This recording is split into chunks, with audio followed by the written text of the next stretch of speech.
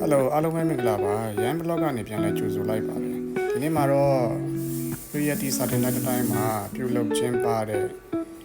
ကွယ်လင်သူအားရည်စူးပြီးတော့လုပ်တဲ့စွန်ကျွေးအလူလေးအကြောင်းကိုပြောပြပေးသွားမှာပဲဖြစ်ပါတယ်ဒီပွဲမှာဆိုလို့ရှိရင်မြန်မာသမင်းဟင်းနဲ့တမာမုတ်မျိုးစုံနောက်ပြီးတော့ရွှေရင်အေးစားတဲ့စားအသောက်တွေကို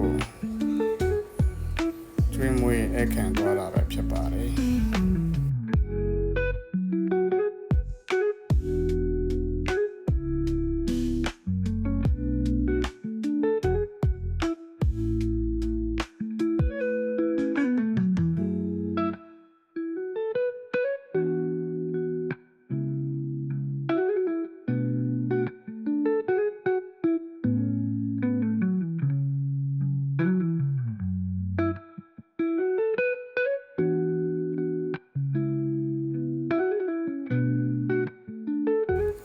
ဒီလူပွဲမှာဆိုလို့ရှိရင်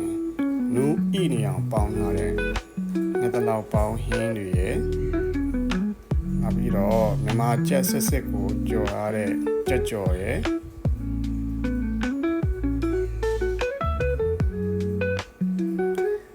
ဝက်သုံးထပ်တောင်မှာအချိုချက်ထားတဲ့ပုံစံလေးနဲ့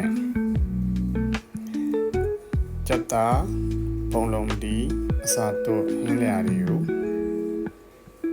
ပြင်ဆင်ချက်ပြုတ်တွင်းမွေးတာပဲဖြစ်ပါတယ်ပြီးတော့ဒါလေးကကြတော့ဝက်ခောက်ကင်သားကင်ကြော်ပေါ့နော်ကျွတ်ရွနေတာပဲဒါလေးကကြတော့ပစုံချင်းအရန်ဟင်းလျာနေနဲ့ပေါ့ကစုံမိုးကစုံနဲ့ပြီးတော့တိုးစရာတိုးမြုပ်တွေပါမယ်ပြီးတော့ငရုတ်တီးငပိကြော်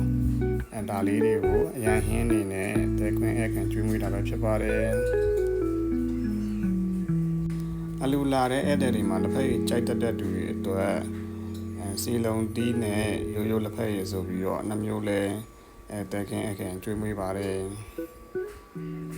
နောက်ပြီးတော့ဗမာမုတ်နေနဲ့မုတ်လင်များပြီးတော့မုတ်လင်များကိုမှငုံနဲ့ရှိမယ်ရိုးရိုးအလွတ်နဲ့ရှိတယ်ပူပူနွေ့နွေ့လေးကြော်ပြီးတော့ကျွေးပါတယ်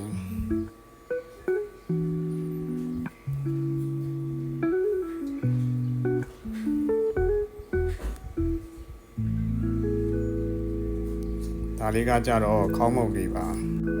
ခေါင်းမုတ်မှာဆိုတော့ရှင်းရင်လေ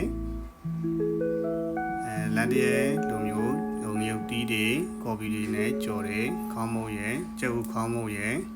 ဆိုပြီးတော့နှမျိုးကျွေးမွေးပါတယ်လူပွဲလာတဲ့လူတွေကိုမာတဲ့အချိန်ကြတော့မှလက်လက်ဆက်ဆက်ပြုလုပ်ပေးတာဖြစ်တဲ့အတွက်ကြောင့်ပူပူနွေ့နွေ့ကြွကြွရွရွလေးစားနိုင်တာပေါ့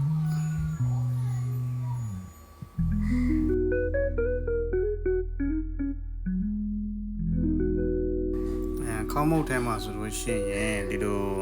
ပဲပြုံးနဲ့ငရုတ်တီးလေးနဲ့တခြားအစာပလာလေးထည့်ပြီးတော့ကြော်တဲ့ခေါင်းမုတ်လေးကစားလို့ကောင်းတယ်ဗျပြီးတော့ငဖဲအစာတော့ပဲပြားအစာတော့လေကျွေးမွေးပါတယ်ဒါကလည်းစားမဲ့လူမှာတော့မှပဲဒါလက်လက်ဆက်ဆက်အစာတွတ်ထည့်ပြီးတော့လုပ်ပေးတာပေါ့နော်ကျန်တာရောက်မြန်မာမုတ်တွေပေါ့မုတ်ကျွဲတဲ့မုတ်ဘိန်းတော့နောက်ပြီးတော့ဒီမုတ်ဘိန်းတော့မှအုံတို့နဲ့စားတဲ့အရေးပုံစံမျိုးနဲ့ဒါမျိုးလေးတွေပေါ့နော်ဒါလေးကကြတော့ရွှေရင်အေးပါရွှေရင်အေးကိုမှဒီယူရီးယားအုံတို့နဲ့ဖြော်ဆက်ထားဖြစ်တဲ့အခါမျိုးကြတော့